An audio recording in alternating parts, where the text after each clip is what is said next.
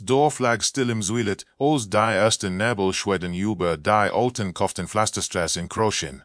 User mit brachakilnden Fassaden an dunklen, stiefen die Rieten sich weistammen aneinander. Hier Fenster waren schwarz manches Jugenagelt, an der mit vor ingen verhangen, als ob sie etwas verbergen wollten. Schwacher Wind leis die narenden Hölzler den klappern, wie rendin entfernter Glockenschlag durch die Stillsknit. Vor Ende wirkt das Dorf wie ein Ort, skan laujingst aufgehoben worden war und doch schien ein unsichtbar Präsenz überall zu lauern.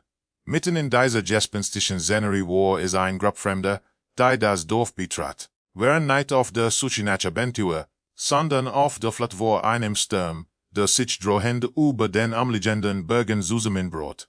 Der Regen hat Kleidung durchsist, Gesichter waren blasswollt. Doch als sie den Dorfplatz erreichten, fiel ihnen die unheimlich leer auf kein Kinder, die spielten kein Tier, die durch die Straßen liefen, kein Stimmen aus den Echusern. Na der Wind antwortet auf ein Schritt.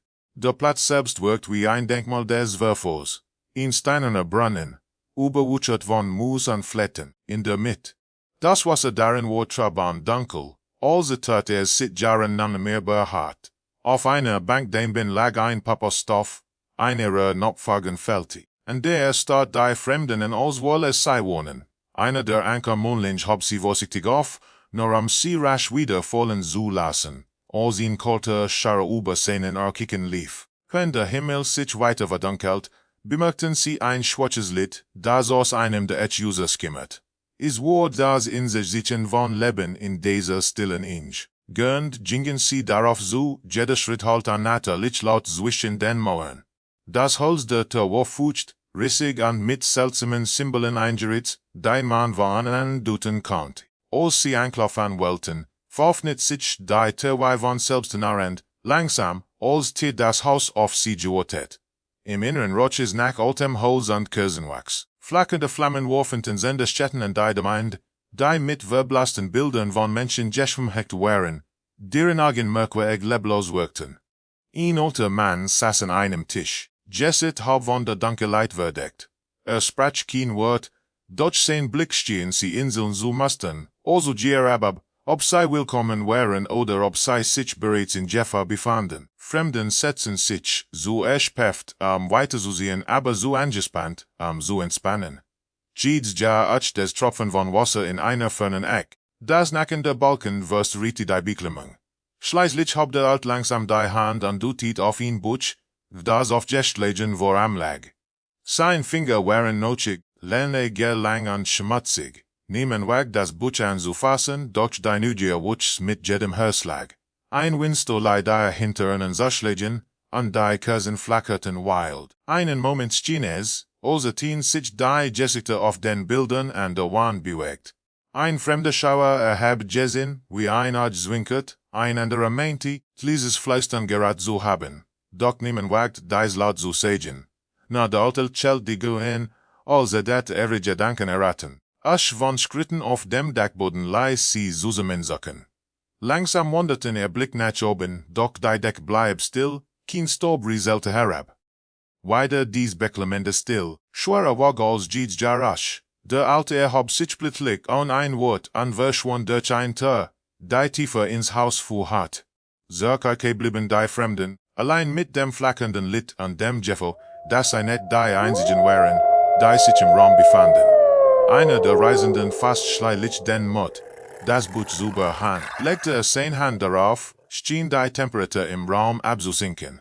Die Flammen der Kerzen erloschen fast, und nur ein schwarzes Gehirn erhellt die Seiten. Darauf waren handgeschrieben Notizen zu Chroniken des Dorfes, in denen von unerklärlichen Ereignissen die Rede war. Verschwunden Kinder, Schatten, sich Anarbeiten gegen von ihren Besitzern bewegten, Stimmen die nachts aus dem Brunnen halten. Gerät, als die Wort laut lesen wollt, erklang ihn langes Ogens nahen über ihren Köpfen. Diesmal war es kein bloßer Wind. Deutlich erwarten sie Schritt langsam schwer, so als wollte jemand direkt über ihnen durch den Dachboden gehen. Hören im Mönten im gleichen Takt, Atemsaft fühlt sich zu laut an. Und da war weiter dieses Gefühl, sie waren nicht allein. Irgendetwas im Haus beobachtet sie, unsichtbar und doch allgegenwärtig. der Morgen breit keinen Trost, sondern ein noch dichter Wander aus, Nebel, die das Dorf war eingrabt durch eine Welt. Die Fremden, die in dem unheimlichen Haus übernachtet hatten, treten vorsichtig hinaus. Lied der Sonnenschaft ist kaum, durch die Grauschauer zu dringen, an jeder Schritt auf den feuchten Steinen halt seltsam nach. Die Ereignis der Nacht, das Narren über ihren Köpfen, geheimnisvoll Butch, das Verschwinden des alten Manns brannten sich in ihre Gedanken, doch niemand sprach sie laut aus. Es war als testen sie als stillschweigend beschlossen, Wahrheit zu verwirkten. In der Mitte des Platzes stand der Brunnen, none noch unheilvoller als am Abend zuvor. Einer der Fremden beugte sich dabei und starrte in die Tief. Des erwarteten Wassers spiegelt sich nur ein schures Lichtleer, aus der ein dampfes Grollen zu kommen schien. Sagt zurück sagt, hab ein Stimm geahnt, seinen Namen fleistert. Die anderen lachten nervös, doch ihr Blick wich dem Brunnen ebenfalls aus. Auf der Sushi nach Antworten begannen sie, das Dorf zu erkunden. Die Ränder meistens User waren verschlossen, manch mit rostigen Ketten versiegelt, an der so versogen, dass sie sich nicht mehr darauf verlassen. Doch in den Spalten der Fenster glaubten sie Bürgungen zu erkennen Schatten, die sich blitzeschnell so kaksogen, sobald man sie direkt ansah war, als womio war das Dorf selbst sie beobachten. Also rennen sich bei Augen in jedem Mau an jedem Dach verborgen. Schließlich fanden sie ein Hauge verfnett, die in ein klein Werkstatt verharrte, und Spinnweben hingen schwer in der Luft, all die Werkzeuge lagen verstreut, als sich der Gemann sei vor langer Zeit abrupt fallen lassen. Auf einem Tisch lag ein zerknittes Blatt Papier, dem hastig geschrieben Wort zu entziffern waren.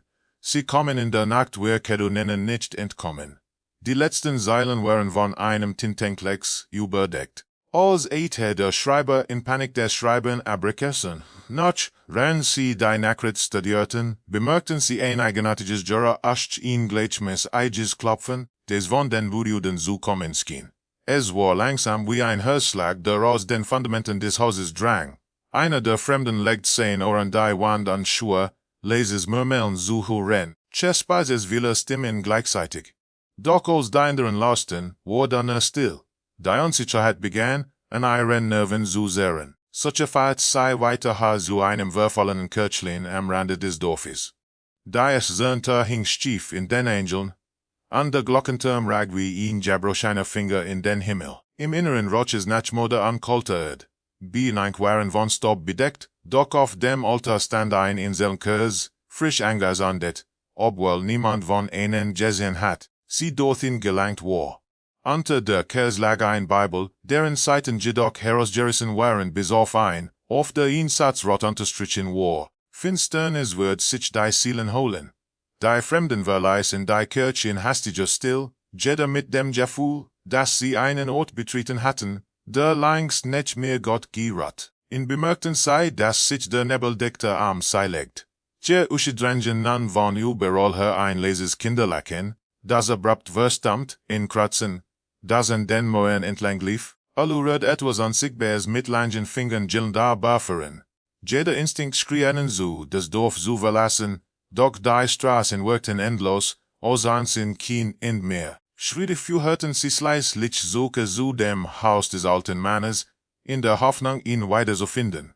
Doch als sie die öffneten, fanden sie nur leer. Der Tisch war verschwunden, Bilder von den Dabionen abgenommen, selbst das Buch war fort. Der Raum war kahl, als hätte der nie anders ausgesehen. Es war, als hätten sie die Geschehnisse der Nacht geträumt. Aber die Kädien nochen und die Angst in ihren Augen verrieten, dass es mehr war als eine Bildung. Die Gruppe begann, sich gegenseitig zu misstrauen.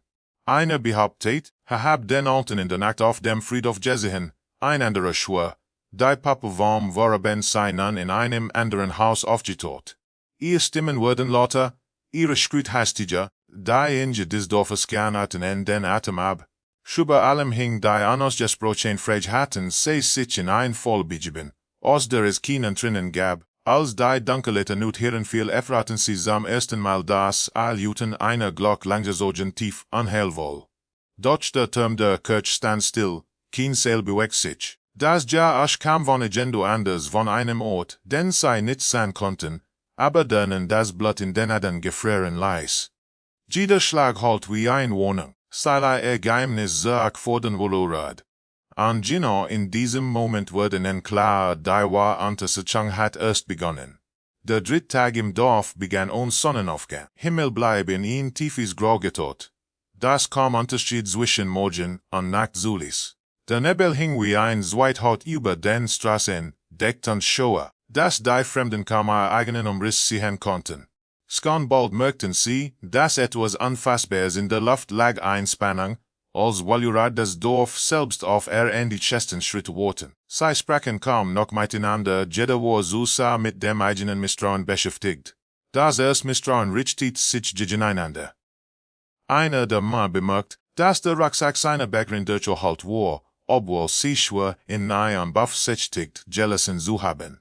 Darin fällt nichts, doch jemand hat eindeutig darin gestört. Andere entdeckt, dass die Seiten seiner Notizen, die in der Nacht über die seltsamen Ereignisse geschrieben hat, nun mit kränklichen Symbolen bedeckt waren, die nicht von seiner Hand stammten. Niemand gab so verantwortlich zu sein, und so begann das Netz aus Verdacht sich enger, die Gruppe zu legen.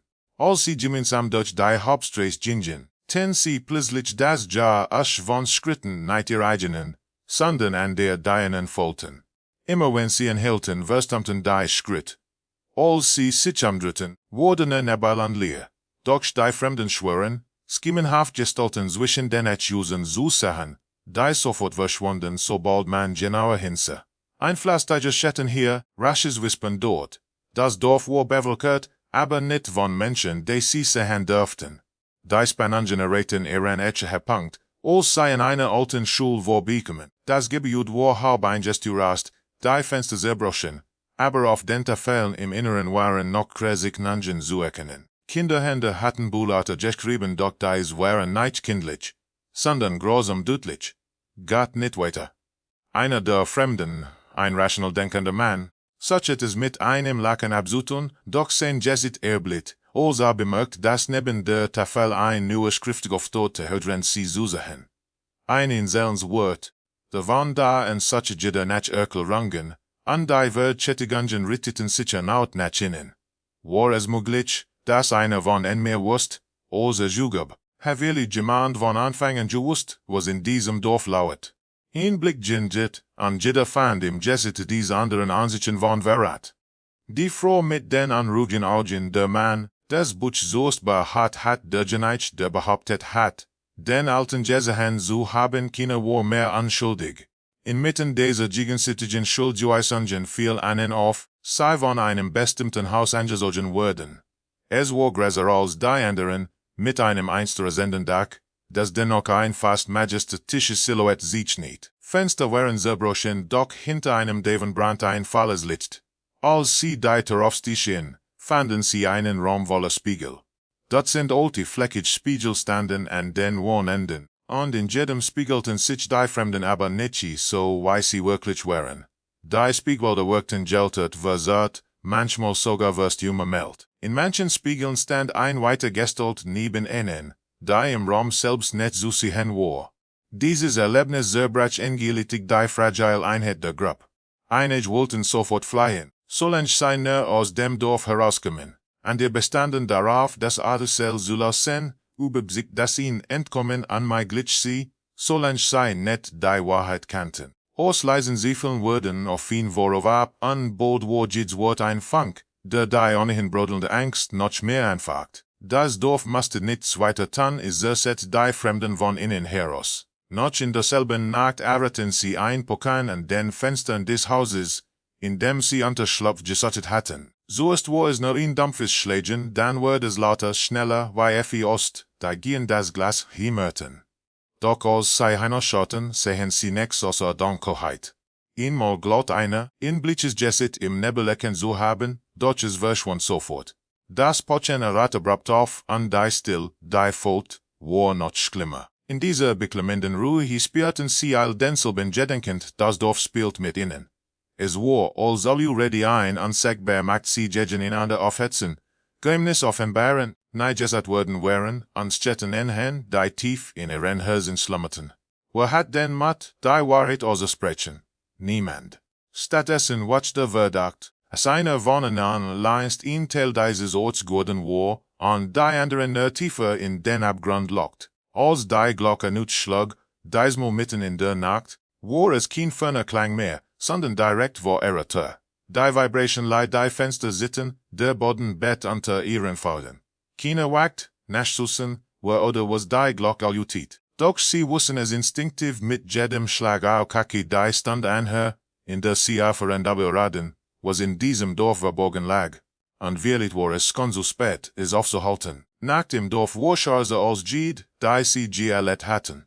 Kein Mond, kein Stern, kein Schimmer von Hoffnung. Nur das pochende Echo der unsichtbaren Glock sei immer wieder in die Streib. Die Fremden saß in Zusammenarbeit in dem halbverfallenen Haus anfähig zu schlafen.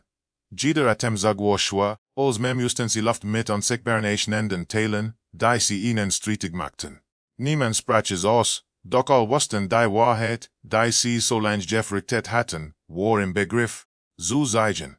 Kurz vor Mitternacht öffnet sich die Tür mit einem Quietchen und das jemand sie behörte. Ein Windstoß bläst die Kerzinus, aus und für einen Moment herrscht absolut Finsternis. Als das Feuer wieder aufflammt, stand der alte Mann im Raum, der am ersten Abend mit ihnen gesprochen hat. Sein Gesicht wird noch ingefallener, sein Augen glänzen matt, fast durchsichtig. Setzte sich langsam an den Tisch so, als hätte er schon immer dort gesessen, und begann mit einer Stimme zu sprechen, die gleichzeitig flüstert und donnerte. Wolltet wissen, was dieses Dorf verschlingt. Nun sollte er es erfahren. Es ein Wort signeten Bilder in Kalaf, stärker als jede Erinnerung. Es sprach von einer Zeit, in der das Dorf lebendig war, voller Kinderminderty festi. Doch einstages sie ein Fremder gekommen, ein Mann mit einer schwarzen Glock, die in der Kirche aufgehängt hatte. Seit dieser Nacht sie nichts mehr wie Zuver gewesen. Menschen verschwanden spurlos, die verwendeten Felder verdorten. Was sich gegen die Glock stellt, wird von Stimmen verfolgt, bis den Verstand verlor. Lichte die Dorfbewohner Art Widerstand zu leisten. Sie gaben Kinder her, eins nach dem anderen, im Glauben, dass die Glock dann schweigen Rudi.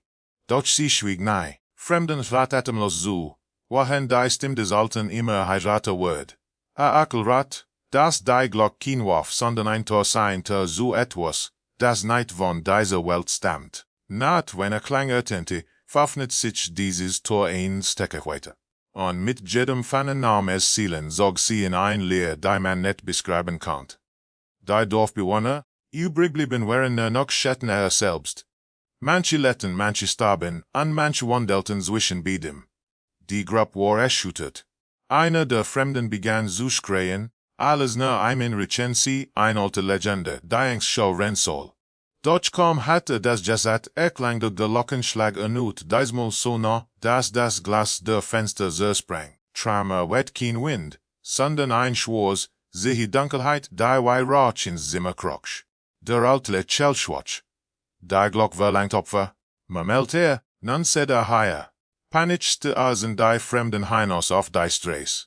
Der Nebel hat sich ausgelöst, doch die Dunkelheit bleib. Also sie ein eigens Wesen. Aus den Usen traten gestalten Höver leer blasse Menschen, deren Gesichter versert waren, also sie die sieht sie verschluckt. Sie bewegten sich langsam aber zielstrebig, Arm ausgestreckt, Dagen auf die Fremden gerichtet. Die Gruppe rannte, stolpert über Stein und Schutt, doch die Gestalten folgten ohne Eil, als sessen sie, das flott sinnlos war. Verfolgung führt sie zum Kirchhof. Dort stand die schwarze Glock frei und unheimlich auf einem steinernen Sockel, als ihre sie nahem Turm gewesen. Sie schwang von allein on Seil, die sie bewegt. Jeder Schlag leis die Erd beben, jeder Drang dank ihrer Kappe, seres ja Gedanken an Schaderinnerungen, die nicht die ihren waren.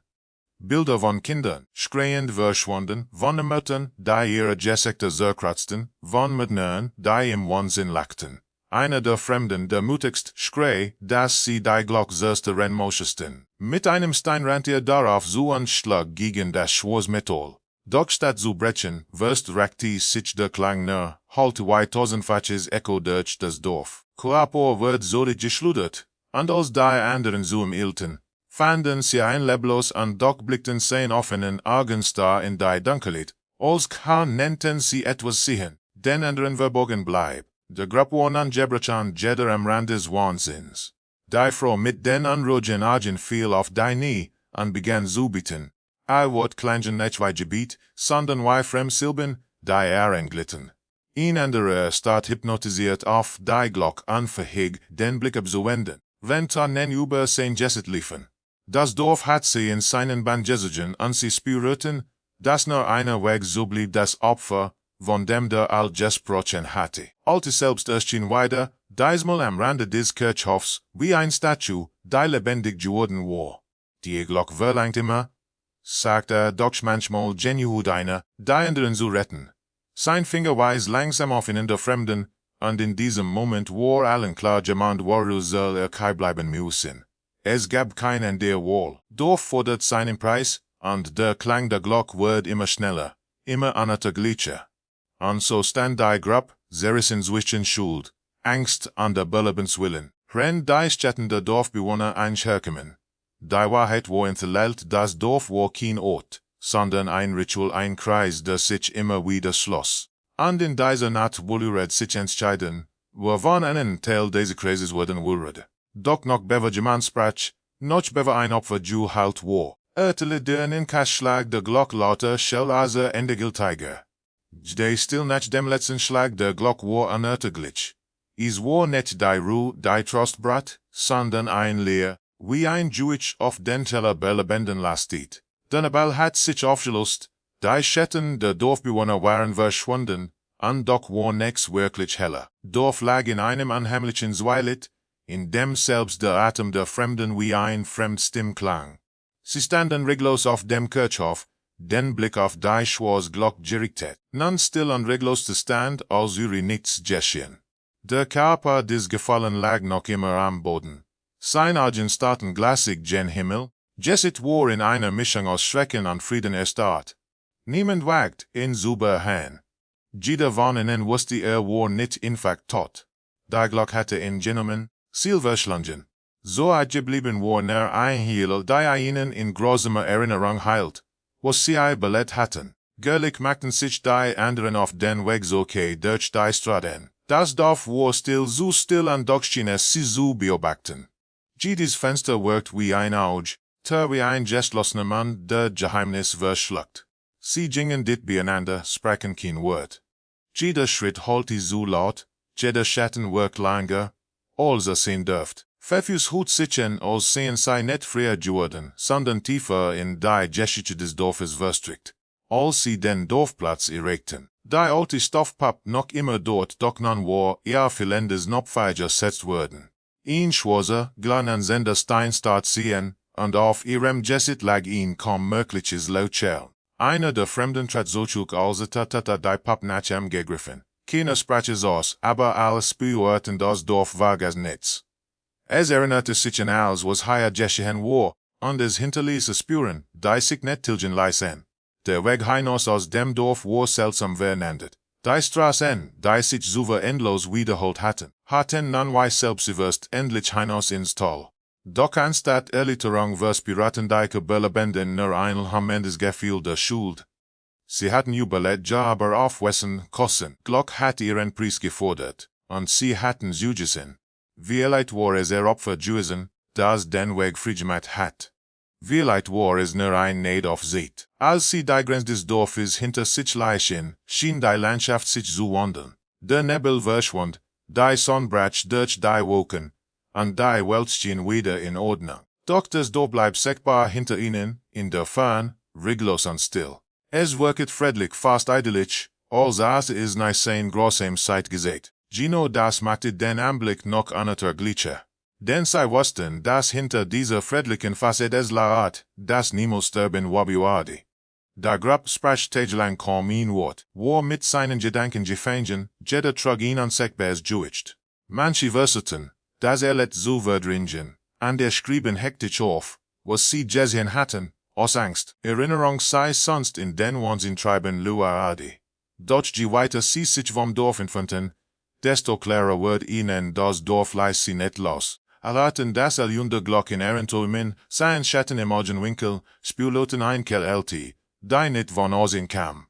Wochen später saßen sie in einer Womanstube, Vom Ort des Grauens versuchten, über das Erlitt zu sprechen. Doch jeder Satz brach in der Kehle. Niemand fand die richtigen Wort, die Dunkelheit zu beschreiben. Einer von ihnen flüstert schließlich, dass das Dorf nicht nur ein Ort sei, sondern ein Fluch und das ist Jambinwa Orodi, die eins Tages denselben Weg gingen. Keiner widersprach. Schuld mit jedem Tag. War es so voll gewesen, dass gerät sie ins Dorf geraten wären? Oder hat die Glock sie gerufen, weiß kann so viel an dir voreinen? Sie wussten, dass sie Antworten suchen könnten in alten Chroniken, in vergessenen Bibliotheken bei anderen Belebenden. Doch sie verrascheten die Wahrheit. Denn willit war das, was sie entkommen glaubten. Liegst innen, willit war die Dunkelheit des Dorfes kein Ort mehr, sondern Teil ihrer eigenen Seelen. Und so bleib ein Echo, das nie verstummt. Das Läuten der Glock halt weiter, tief in ihren Gedanken in jeder stillen Stunde in jedem Moment der Schotschi. Sie letten weiter, Jahai doch ein Teil von ihnen war im Dorf geblieben. Das unheimliche Dorf war kein Albtraum. Man abschütteln konnte. Es war ein Kapitel, das nie endet ihn fleistern in der Fern, das sei immer weiter zurückrufen würde. Und sie wussten ihr genuin wo die Glocke nicht schlägen.